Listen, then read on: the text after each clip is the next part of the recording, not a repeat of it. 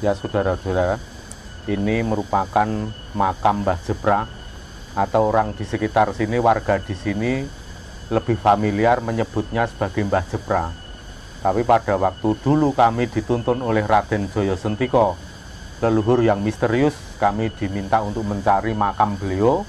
Kita keliling sampai di Banten, Jakarta, Jawa Barat tidak ketemu. Pada akhirnya beliau, Raden Joyo Sentiko itu menunjukkan, sowanlah ke Kanjeng Ratu Kencana Wungu yang ada di Kebun Raya Bogor, karena di sana kamu akan menemukan makam sepuh. Begitu kami ke sini dan ketemulah makam ini yang saya tanyakan ke Abdi Dalem. Abdi Dalem memberikan keterangan bahwa ini Mbah Jepra. Tapi kemudian sepulang kami ke Jakarta, tidur di Jakarta, pagi hari jam 5 pagi kami dibangunkan oleh sosok leluhur yang sudah berbahasa Indonesia, tapi dengan logat seperti pantun leluhur layaknya leluhur dari Kalimantan, dari Melayu. Ternyata beliau memperkenalkan diri sebagai Prabu Siliwangi, dan beliau mengucapkan terima kasih bahwa tadi malam saya, istri, kemudian semua anak-anak semua menyempatkan diri untuk marak sowan ke sini ke Prabu Siliwangi, dan menganggap bahwa tidak pernah ada konflik antara Majapahit dan Pajajaran. Dan ternyata setelah kami telusuri, benar-benar konflik antara Majapahit dan Pajajaran itu tidak ada. Karena itu hanya intrik politik yang berusaha untuk menghancurkan, untuk mencegah supaya tidak terjadi besanan antara kerajaan Majapahit dan Pajajaran. Karena kalau terjadi besanan antar dua kerajaan besar di Nusantara ini, maka orang Jawa dan Sunda bersatu, maka kekuatan Nusantara akan sulit digoyahkan dan dihancurkan. Oleh sebab itu, ini dipandang sebagai cara untuk menghancurkan Nusantara, ya dengan cara mencegah terjadinya besanan antara Prabu Siliwangi dengan waktu itu Raja Majapahit, dan Prabu Siliwangi berkenan menyerahkan putri Dyah Pitaloka untuk diperistri menjadi garwa Prabu Hayam Wuruk. Maka itu semua gagal dan terjadi penyerangan mendadak oleh kelompok tertentu, ya, oleh para saudagar yang dari luar itu. Kemudian terbunuhlah Dyah Pitaloka di wilayah Bubat yang masuk wilayah Jawa Timur untuk daerah sekarang ini. Maka dari peristiwa itu, Mahapatih Gajah Mada menerima fitnah. Beliaulah yang menyerang secara diam-diam karena tidak setuju jika Dyah Pitaloka dipinang menjadi permaisuri Prabu Hayam Wuruk.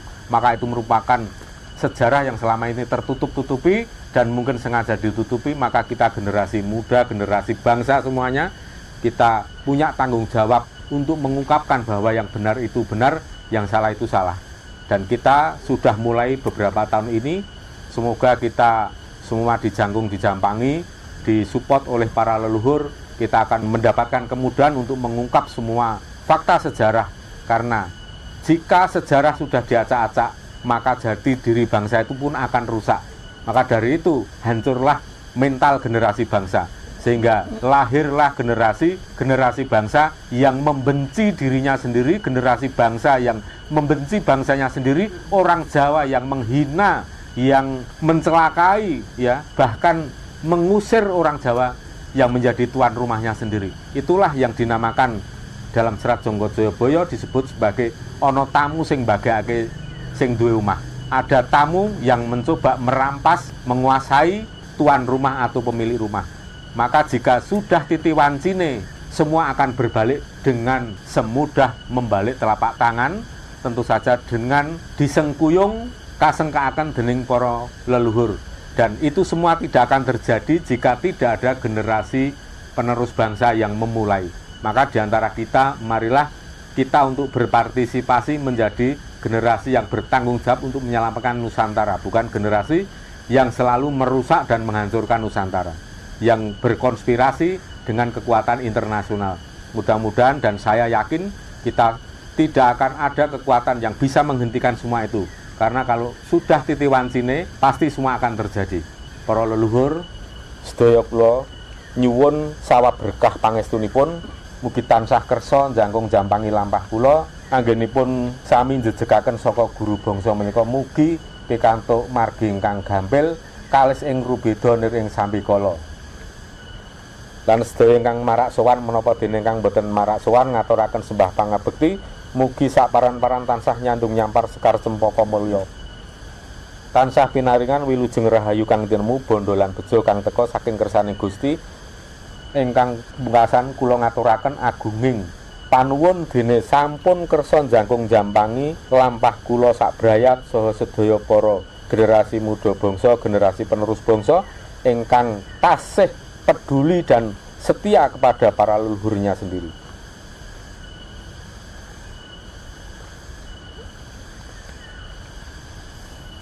Kepareng ngaturaken sekar pangkur padha 12 kalajengaken padha 13 serat Werdatama yasan dalem Eyang Gusti Mangkunegara ingkang jumeneng kaping sekawan. Sapanto wayuning